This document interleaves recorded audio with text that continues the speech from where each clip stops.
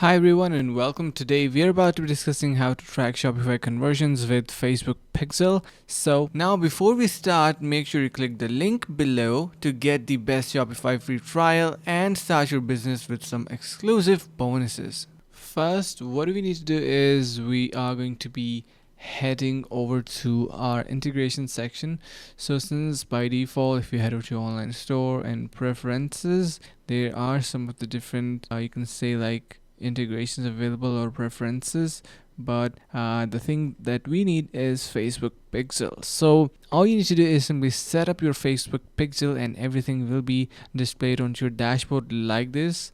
Let me just show you, and you can see shop sales, purchases, product overview, and everything, conversions as well, and you can utilize this to easily get your tracking done and everything. So that's how easy it is. I hope this was helpful. Thank you so much for watching and hope this video was helpful. Finally, make sure to click the link in the description below to take advantage of our exclusive Shopify free trial to start your business right away.